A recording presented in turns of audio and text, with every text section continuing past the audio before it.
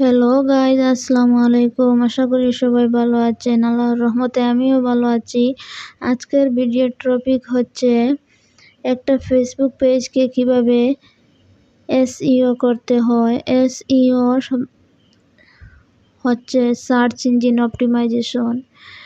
তাই আজকে ভিডিওর টপিক হচ্ছে এইটা।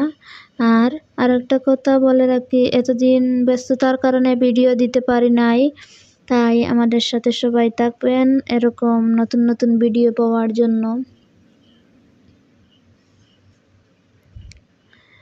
তাই এখানে এটা হচ্ছে আমাদের ক্লায়েন্টের নতুন পেজ, তাই এটা ক্রিয়েট করার বেশি দিন হয় নাই। লাইক ফলোয়ার্সের অর্ডার করেছি, এখানে লাইক ফলোয়ার্স এখানে হয় নাই। 1 সপ্তাহ লাগে লাইক ফলোয়ার্স অ্যাড হতে হতে। যদি কারো প্রয়োজন হয় লাইক ফলোয়ার্সের, তাহলে আমাদের সাথে যোগাযোগ করবেন, আমরা লাইক ফলোয়ার্স দিয়ে দেব।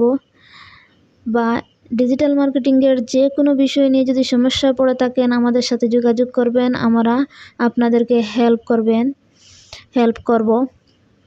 তাই এখন আমি মূল বিষয়ে যাচ্ছি। এখন আমি দেখাবো পেজটা এসইও করা। প্রথমে আমি যেতে হবে, এই যে লোগোর উপরে ক্লিক করব। লোগোর উপরে ক্লিক করার পর সি প্রোফাইল পিকচার এখানে ক্লিক করব। ক্লিক করার পর 3 ডটে যাব, গিয়ে এখানে এডিট ক্যাপশন, সেখানে আমি লিখে দিচ্ছি এনটিকে ইন্টারন্যাশনাল দিয়ে হ্যাশট্যাগ, আবার এনটিকে ইন্টারন্যাশনাল দিয়ে লিখে দিচ্ছি।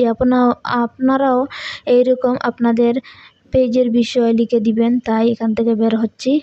আবার 3 ডটে ক্লিক করবেন। ক্লিক করার পর এডিট, নিচের অপশনটা এডিট অল্টার টেক্সট, এখানে ক্লিক করব। এখানে ক্লিক করার পর এখানেও সেম আমি লিখে দিতে পারি এনটিকে ইন্টারন্যাশনাল। তাই আমি এখন আর লিখে দিচ্ছি না, আপনারা আপনাদের পেজে লিখে দিবেন। শুধু একটা শব্দ না, আপনাদের পেজের সাথে যত কিওয়ার্ড, যত হ্যাশট্যাগ মিলে সবগুলো দিয়ে দেবেন।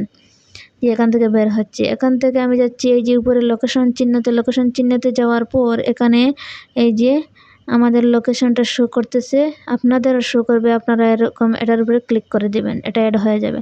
আর এর লোকেশনের পাশে যে এটা আছে, সেটা মানুষকে ট্যাগ করার বিষয়, সেটা আমি করব না, কারণ ট্যাগ করা মানুষকে ভালো না। আমরা মানুষের ক্ষতি করতে চাই না। তাই এখান থেকে বের হব। এখান থেকে বের হয়ে যাব কভার ফটোতে, সি কভার ফটো, সেখানে ক্লিক করব। ক্লিক করার পর এই যে এখানেও এডিট ক্যাপশনে গিয়ে এখানে পেজের বিষয়, কিওয়ার্ড, হ্যাশট্যাগ এগুলো লিখে দিব। দিয়ে সেভ চেঞ্জে ক্লিক করব। ক্লিক করার পর আবার 3 ডটে যাব, গিয়ে এডিট অল্টার টেক্সট, এখানেও পেজের বিষয় লিখে দিব। আশা করি সবাই বুঝতে পারতেছেন আমার কথা। এখানে লিখে দিয়ে এখান থেকেও বের হয়ে এখানেও লোকেশন দিতে পারবেন, সেই লোকেশনটা দিয়ে দেবেন। দিয়ে এখান থেকে বের হবেন। তাই এগুলো গেল। তাই আমি আরেকটা জিনিস দেখাচ্ছি আপনাদেরকে। আমার ক্লায়েন্টের পেজে বর্তমানে পোস্ট করা নেই, তবুও আমি আপনাদেরকে দেখাচ্ছি। এখানে আসার পর নিচে যে পোস্টগুলো করবেন, আপনারা এই পোস্টগুলোর উপরে ক্লিক করবেন। ক্লিক করার পর এখানেও 3 ডটে ক্লিক করবেন। ক্লিক করার পর এডিট ক্যাপশনে গিয়ে এডিট ক্যাপশন দিতে পারবেন। আমি এডিট ক্যাপশন লিখে দিবেন, বা আপলোড করার সময় ক্যাপশনটা দিয়ে দেবেন। দিয়ে সেভ চেঞ্জে ক্লিক করবেন। ক্লিক করার পর এখানে অল্টার টেক্সট, আপলোড করার সময় অল্টার টেক্সট দিতে পারবেন না, এখানে সে অল্টার টেক্সট দিবেন পেজের বিষয় নিয়ে বা পোস্টের বিষয় নিয়ে দিয়ে দেবেন। লোকেশন দেবেন, লোকেশন দিয়ে এখান থেকে বের হবেন। এখানে এরকম প্রত্যেকটা পোস্টে আপনারা দিয়ে দেবেন। তাই আপনাদের পেজটা তাড়াতাড়ি র্যাঙ্কে আসবে, বা অন্যরা যখন সার্চ করবে তখন আপনাদের পেজটা ওনারা সাথে সাথে খুঁজে পেয়ে যাবে। তাই আশা করি বুঝতে পারতেছেন।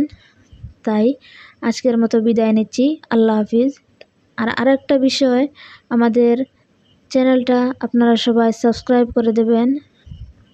আপনাদের সাপোর্ট ছাড়া আগামীতে এগোনো সম্ভব নয়, তাই আপনারা একটু সাপোর্ট করবেন আমাদেরকে। আজকের মতো বিদায় নিচ্ছি, আল্লাহ হাফিজ।